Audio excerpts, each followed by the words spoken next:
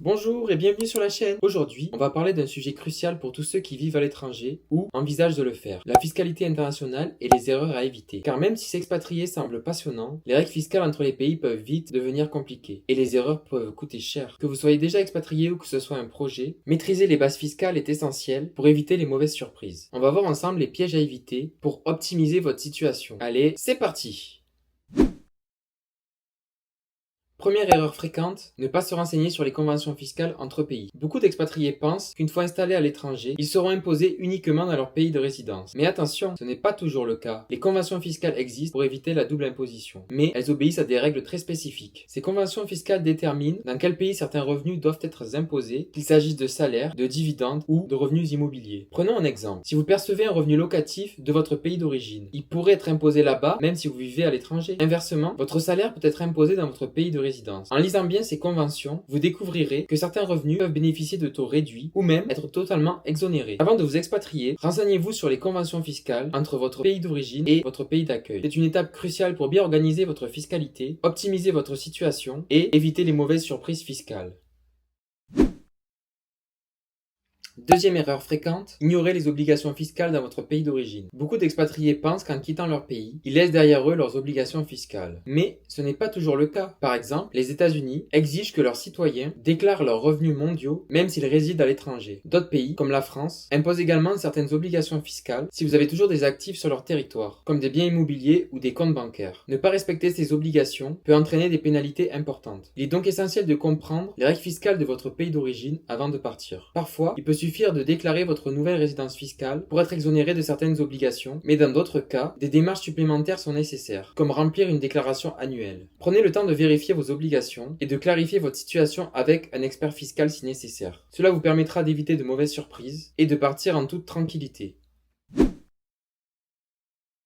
Troisième erreur, ne pas optimiser sa résidence fiscale. Beaucoup de pays proposent des régimes fiscaux avantageux pour attirer les étrangers, notamment en Europe ou en Asie. Par exemple, Malte, Chypre et la Thaïlande proposent des régimes fiscaux attrayants avec des avantages spécifiques pour les expatriés. Choisir son pays de résidence en tenant compte de sa fiscalité peut faire une grande différence sur le long terme. Mais attention, optimiser sa fiscalité ne signifie pas d'échapper aux lois. L'optimisation fiscale est légale et consiste à tirer parti des règles existantes pour réduire ses impôts, tandis que l'évasion fiscale, elle, est illégale et risquée.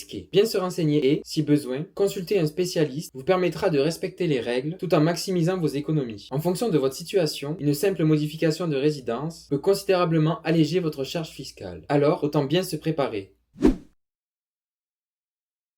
Quatrième erreur à éviter, négliger la gestion de ses actifs à l'international. Lorsque vous êtes expatrié, il est courant de conserver ses comptes bancaires, des placements ou même des biens immobiliers dans plusieurs pays. Mais attention, chaque pays a ses propres règles fiscales et ces actifs peuvent entraîner des obligations fiscales complexes. Par exemple, si vous possédez un bien immobilier dans votre pays d'origine, vous pourriez être soumis à des impôts locaux même si vous résidez à l'étranger. De plus, certains revenus de placement peuvent également être imposés dans votre pays de résidence. Pour éviter la double imposition ou des frais inutiles, il est souvent préférable de réorganiser vos actifs. Parfois, cela peut même signifier vendre certains biens ou transférer des fonds pour profiter d'une fiscalité plus favorable. Structurer vos actifs en fonction des règles fiscales de chaque pays peut faire une grande différence sur le long terme. Et n'hésitez pas à consulter un expert fiscal international pour vous accompagner. Cela vous permettra d'optimiser vos avoirs et d'éviter des erreurs coûteuses qui pourraient impacter votre patrimoine global.